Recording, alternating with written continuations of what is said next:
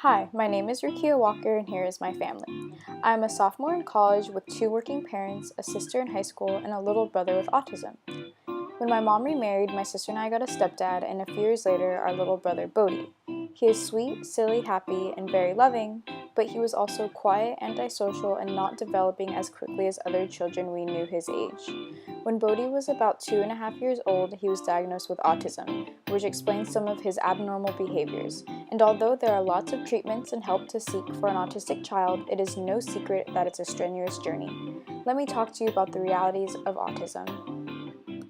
When Bodhi turned 3, he started preschool and therapy at the local elementary, but he got out of school before my parents were off work, so I had to pick him up after school and watch him until my parents got home. This is how I spent my time after school every day for my whole senior year. But instead of being frustrated that I couldn't hang out with friends, we took the time to bond, and over that year we became closer than ever. The water spout. Down came the rain and washed the spider out. Then came the sun and dried up all the rain. The itsy bitsy spider climbed up the spout again. Bodhi has always been nonverbal, so he interprets his surroundings differently. He cannot communicate or be communicated to, which often frustrates him and causes him to throw a tantrum because no one understands how he feels. During these stressful times for Bodhi, the only thing that will calm him down is his iPad. He has no sense of danger or fear, so everywhere we go, we have to hold his hand or make sure he's close by so he doesn't run off into traffic. A few weeks ago at a family party, my grandpa turned away for a split second and Bodhi had already ran outside and jumped into the pool. Mind you, he cannot swim without his life jacket.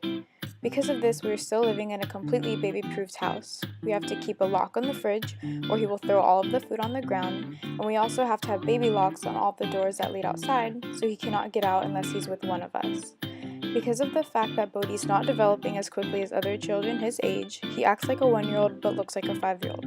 So we still have to guess when he's hungry or thirsty, we still have to brush his teeth for him every day, and he even has to wear a diaper because he's not toilet trained. Once Bodhi started school, he had speech and behavioral therapy Monday through Friday 4 hours every day, which helped tremendously, but unfortunately these therapies can cost a lot of money. On average in the US, families with autistic children spend more than $17,000 per year on therapies and certain necessities for their children. After graduating from high school, I had to make peace with the fact that going to college meant that my parents would not be able to support me financially on this journey. But we've all had to make huge sacrifices for our little guy.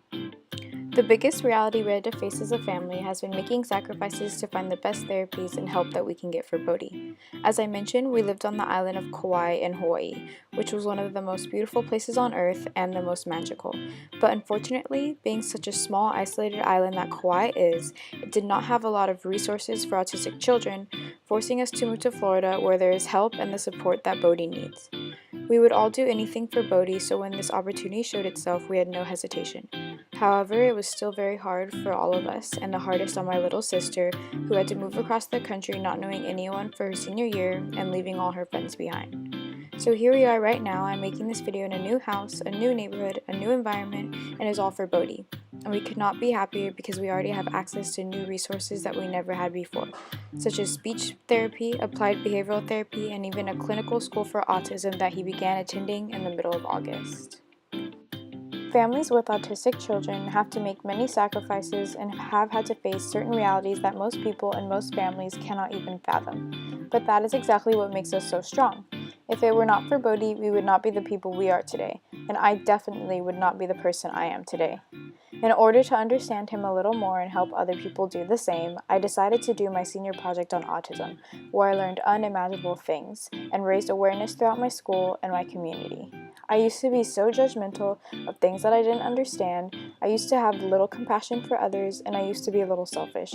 But having the opportunity of growing into the young woman I am with such an amazing little soul by my side has really opened up my eyes.